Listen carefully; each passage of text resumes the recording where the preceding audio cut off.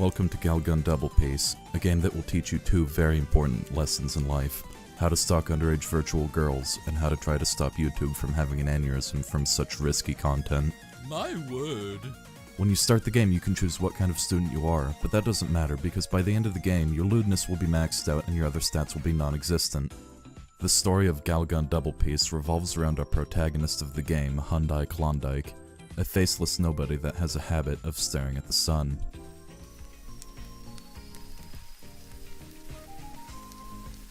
However, the overall theme is that the school is the center of a generic legend that turns out to be focused on Harry Houdini.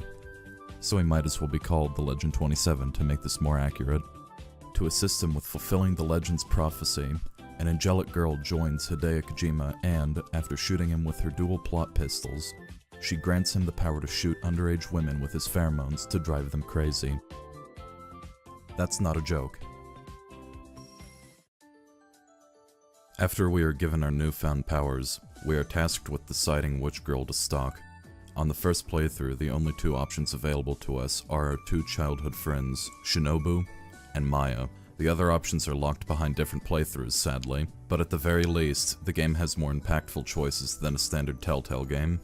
Simply put, Shinobu and Maya are demon hunters tasked with hunting around the school to put an end to the lost demons prowling around. Shinobu is some sort of dare, and Maya is there to act as jailbait, so the clear choice of girl is Shinobu, just to be sure we aren't paid a visit by Chris Hansen. The basic gameplay involves using your pheromone shots against the waves of girls that will throw themselves at you. Doing so awards you points that can be used in the in-game shop to get power-ups to help you more. To get even more points per girl, you can focus on one girl before giving her your pheromones. Focusing gives you basic details about her, such as her name, her measurements, and her underwear. The girls aren't the only obstacle we have to overcome, however.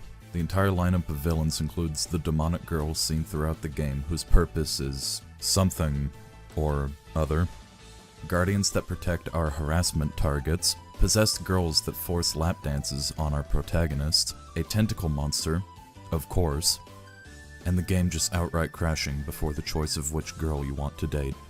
Likewise, that's not a joke either. Thankfully, our ally doesn't leave us defenseless against our enemies. In addition to our pheromone shots, we are granted the knowledge on how to use the legendary power of the Roofie Rocket, which puts a select number of girls in our line of sight into a stupor, allowing us to touch their entire bodies until they explode and bring any surrounding girls to euphoria. Don't take any of this out of context. Please. At long last, we reach the end of the game. We finally get a brief moment of alone time with the target of our affection, only to find out that she's been a snitch the whole time to put us behind bars for our behavior through the game. And that's the end to Galgun Double Peace. That is a joke. The actual penultimate moment of the game is that our love interest gets bent out of shape over us following her around. She draws her Gal gun and forces us to get in such a tragic fight it rivals the final fight from Revenge of the Sith. After defeating her, our fairy friend tells us that now is the only chance we have to date our target, so we are forced to complete a 3-minute section of literally staring at parts of our soon-to-be girlfriend. Shortly after we succeed, our friend flies away, leaving the new couple to their fate. From there, we have finally reached one of the true endings to Galgun Double Peace. Galgun Double Peace might have some faults, or a lot of faults actually, but it's a good game that does what it was made to do. I give it 2 boobs out of 2.